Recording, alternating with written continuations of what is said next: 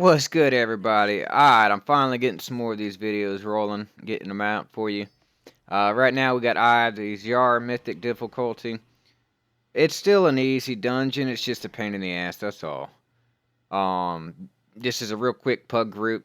The tank actually didn't know what the hell he was doing, but yet again to prove, how easy of a dungeon it is, we still made it through just fine. Alright guys, we're going to go ahead and skip up and get to the first boss. Alright guys, here we are. We're at the first boss of the dungeon, Warlord Parjesh. I believe that's how it's pronounced. Uh, it's stupidly simple, man. Alright, the only difference, you see how he's spawning those ads right there? Only difference between, the normal heroic and the mythic version is in mythic you need to leave, well, you don't have to, it just makes things a hell of a lot easier. Leave one of those ads up. The boss, what he's going to end up doing is the impaling spear, and he's going to target a random player, and you got plenty of time to move, and he's going to throw a spear at you, like right there. That dumbass, because we killed all the ads, so you'll see that he's going to take a crap ton of damage here. See how he's dropping pretty good. So you gotta, if as a healer, if that happens, be prepared to funnel in a lot of heals. But outside of that, with that ability there, that throwing spear, you leave one of those ads up. You get targeted like that, move behind the ad, he throws the spear, it hits the ad, it kills the ad, no damage done to the group. That's really about it, man. There's two different ads, though, that spawned. One's a caster, one's melee. For the most part, you stun or CC the spellcaster, kill the melee, get back on the boss when he goes to do the spear, then you jump in behind and let it kill the caster. But other than that, as you can see, went through, didn't have any issues. Alright, man. Let's go ahead and get to that next boss. Alright, here we are at boss number 2, Lady Hate Coil. Very easy boss. I'm sure all of you out there have the daily boss mods. It tells you exactly what to do. Very simple. Right there, Static Nova. Get on the land, otherwise you take a shit ton of damage. If you're not on land, whenever she casts that, you take, what is it? Wow, 1.3 million damage, nature damage. Alright, and now after that, immediately after she does Static Nova, she's going to be doing the Focused Lightning. When she does that, it tells you your deadly boss mods, it's going to tell you to get in the water. If you're on the land or near the land, it's going to destroy it. So then you're not going to have something to stand on whenever she does Static Nova. Other than that, avoid the tornadoes. If you're a healer, as long as your group is moving off and on like they're supposed to, there's not too terribly much healing to have, that needs to be done. The tank, just keep aggro on the boss. Whenever she spawns just little ads, pick them up. You're good to go. And yet again, you still need to get off and on the land as needed. The different mechanics of the fight as far as the Static Nova and the Focused Lightning goes. Not too terribly much to see right here. I took a crap ton of damage, but I was trying to get a cast off. Wasn't really paying too terribly much attention at that time. But not too terribly much to explain, all it is just moving on land and moving off land, avoiding tornadoes, and you're good. Alright guys, let's move on and get to the next boss. Alright guys, here we are, third boss, the Serpent Tricks, I believe it's called. Easy boss. Hey, as you can see, I typed it out. I hate this boss. This is probably the biggest pain in the... No, it is the biggest pain in the ass out of all the bosses in this dungeon. That ability you just saw right there, the Toxic Wounds, it's going to keep summoning those little toxic puddles underneath of you. So if you get that, keep moving to lay them out. Try to keep them, as close as possible so you still have more room to work with. Also, try to keep them away from, the boss so that the DPS, as far as melee, has plenty of space to go.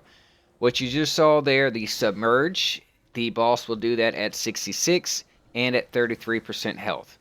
Whenever she submerges, she pops up at a new location. She also spawns 2 little ads with her. So, tank, just get back on the boss, keep her going. DPS split up and take care of the 2 ads, and then jump back on the boss. Simple as that. But please, clear the trash. This is just, it's regular mythic, guys. There is no time limit to it. You got all the time in the world. So clear the trash. Get rid of those damn seagulls, man. I hate those things so much.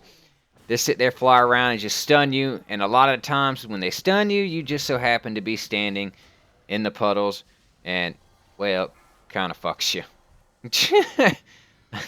A lot of extra damage that your group doesn't need to be taken. So just do yourself a favor in the long run. Clear all the trash. Right there, that seagull right there. God damn, I hate those things, man. God. But other than that, just don't stand anything when he starts spawning the pools on you. Try to get them as close together and avoid, putting them where the melee DPS are going to need to be standing as they're moving around. Yep. Other than that, hey, have fun with it, man. Alright, let's get to that next boss, shall we? Alright, now we are at King Deepbeard. This big bitch. Alright. Not too difficult, just a lot of running around. Alright, main abilities, you saw where he was just casting there.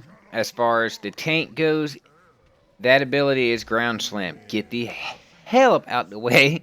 Don't get hit by that. It will inflict 955,500 damage that ignores armor.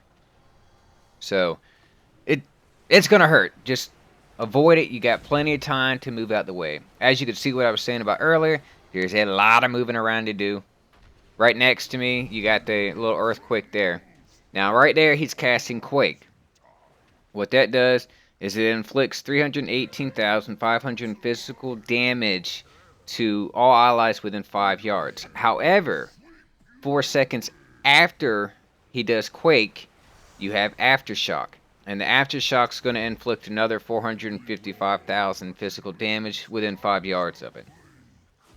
So, once he does Quake, get away from it. And then he's going to do Aftershock. So all the other Quakes that's been laid out, you're going to have the Aftershock 4 seconds later. So as you can see, there's what, 1, 2, 3, 4, probably about 5 different Quakes right there. So whenever he casts Quake, after 4 seconds, every single one of those is going to have an Aftershock. So there's just a lot of running around to avoid stuff. Tank, keep him facing that back wall.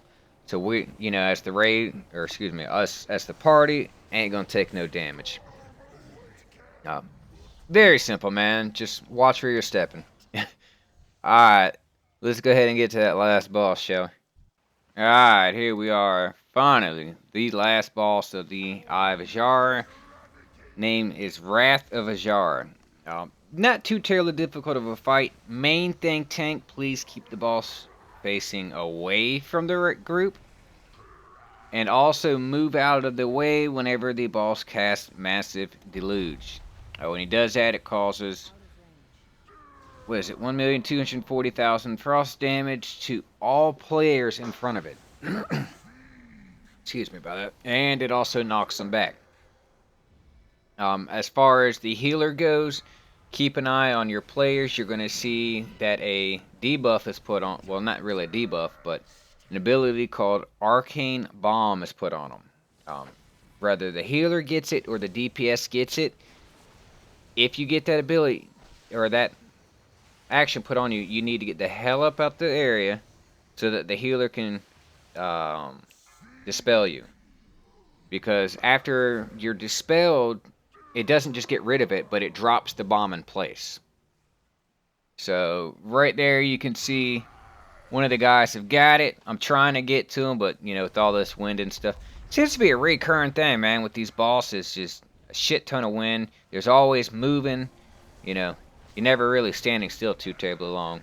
But just make sure to dispel that arcane bomb. Make sure whoever has that gets up out of the group and as far away as possible. Because the arcane bomb, it has a 10-yard radius.